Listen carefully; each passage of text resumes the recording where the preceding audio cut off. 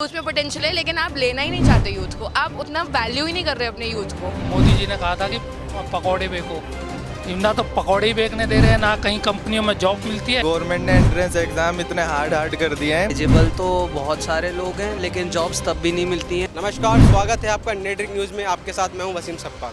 केंद्रीय श्रम और रोजगार मंत्री संतोष गंगवार एक विवादित बयान को लेकर चर्चा में है। उनका कहना है कि देश में रोजगार की कमी नहीं है, बल्कि उत्तर भारतीय युवाओं में काबिलियत की कमी है। उनके इस बयान पर विपक्ष में हंगामा खड़ा हो गया है।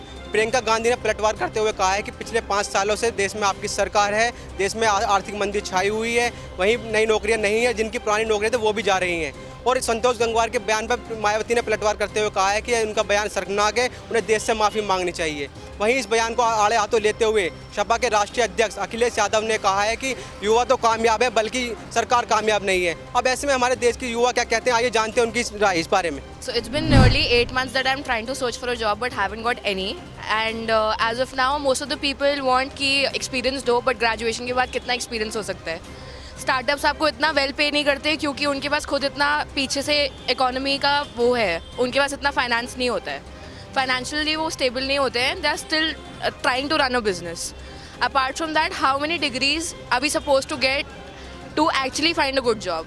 Like it is not that employment बहुत है लेकिन यूथ में पोटेंशियल नहीं है। It is more of youth में पोटेंशियल है, लेकिन आप लेना ही नहीं चाहते यूथ को। आप उतना वैल्यू ही नहीं कर रहे अपने यूथ को।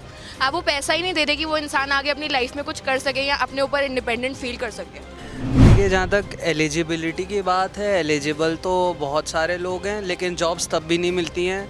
इसमें थोड़ा सा हर जगह पॉलिटिक्स लग जाता है, किसी भी तरीके की जॉब लिए जाए। और हमारे समाज में जहाँ तक सरकारी नौकरियों का भी बात है, वहाँ पे भी बहुत सारे एलिजिबल लोग छट जाते हैं। तो एलिजिबिलिटी मेरे हिसाब से तो कोई क्राइटेरिया है नहीं। एलिजिबल बहुत सारे लोग हैं, नौकरियाँ तब भी नहीं मिलती हैं। अब पोटेंशियल है यूथ में, लेकिन क्या है कि उतना वैकेंट सीट नहीं है। कुछ दिन पहले के एक रिपोर्ट में आया हुआ था ना कि लगभग 1 मिलियन लोग अप्लाई किए हुए थे रेलवे का जॉब के लिए, लेकिन वैकेंट सीट नहीं थी उतनी। कैपेबल है, लेकिन गवर्नमेंट जॉब में उतना ज़्यादा वैकेंट सीट नहीं है। जहाँ तक देखते हैं झारखंड बिहार में देखिए तो बिहार साइड में बहुत सारे टीचर्स हैं, टीचर का जॉब वैकेंट है, लेकिन वहाँ पे लोग अभी फुल नहीं कर रहे हैं। मतलब टीचर को एम्प्लॉयमेंट अभी मिल नहीं रहा है वहाँ पे। तो ऐसा नहीं है कि यूथ कैपेबल नहीं है, कैपेबल है, लेकिन it's up to the government कि उनके लिए सीट कैसे वो अरेंज करें। भैया मैं तो खुद बेरोज़गार हुआ बैठा हूँ। मोदी जी ने कहा था कि पकौड़े बेचो। आफत ऐसी आ चुकी है कि यहाँ पे जो सीईओ आई है वो पकौड़े भी नहीं बेचने दे रही। अब क्या करूँ, अपने बच्चों को पालने के लिए कुछ ना कुछ तो करना पड़ेगा। बच्चों की फ़ीस है, फ़ीस के ऊपर कभी कोई सोचा ही नहीं है। केंद्र सरकार बस बेटी पढ़ाओ बेटी बचाओ। मैं खुद एक बेटी का बाप हूँ, मेरी बेटी की फ़ीस है 19,000 रुपये 3 मंथ का क्वार्टरली। कहाँ से लाऊँगा? ना तो पकौड़े ही बेचने दे रहे हैं, ना कहीं कंपनियों में जॉब मिलती है। कहते हैं, पूछते हैं कहाँ से हो, भैया मैं यहाँ से इस सेक्टर से बिलोंग करता हूँ, गांव मेरा ये है। कह रहे नहीं सर, आपके लिए जॉब ही नहीं है।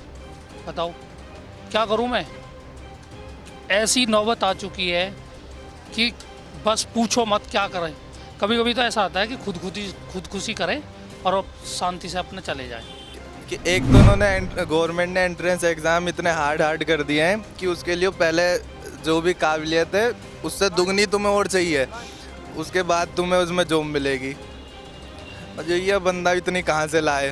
भाई ऐसा नहीं है, स्किल नहीं है, सब है स्किल यहाँ पे। मतलब अपॉर्चुनिटीज़ हैं ही नहीं यहाँ पे। प्लेसमेंट बच्चे पढ़ते हैं, इतना प्लेसमेंट उनका होता ही नहीं है। इंजीनियरिंग करके बाद हम भी कोई दूसरे कोर्सेज में, मास्टर्स में एडमिशन ले लिया हमने भी। बैचलर्स के बाद मिली ही नहीं अपॉर्चुनिटीज़ इतनी अच्छी। जहाँ मिली वहाँ पे इस तरह की वो नहीं, स्टैंडर्ड नहीं मिला जिस तरह की हमने पढ़ाई करी है। बीटेक करके गए, बीटेक के बाद मिलता है क्या है हमें वहाँ पे? मतलब बिल्कुल ही और दूसरी फील्ड। बोलते हैं कि डिज़ाइन इंजीनियर की पोस्ट है, डिज़ाइन इंजीनियर की पोस्ट पे जाके वहाँ पे पोस्ट होती है डिजिटलाइजेशन की। देखिए कंप्यूटर पे बैठ के पाइपलाइंस वगैरह की डिजिटलाइजेशन करो। तो इंजीनियरिंग बंदा करके जा रहा है, वो डिजिटलाइजेशन क्यों करेगा? अपॉर्चुनिटीज़ है ही नहीं मार्केट में पूरी। देखिए, मेरी पर्सनल ओपिनियन में गलती कभी भी एक की नहीं होती है, ताली कभी भी एक हाथ से नहीं बजती है। तो दोनों साइड से कुछ ना कुछ प्रॉब्लम होगी। एम्प्लॉयमेंट बेनिफिट्स, हाँ कहना चाहूँगा कि नहीं है इतने, लेकिन ये भी ज़रूरी नहीं है कि स्किल्ड लेबर इंडिया में है।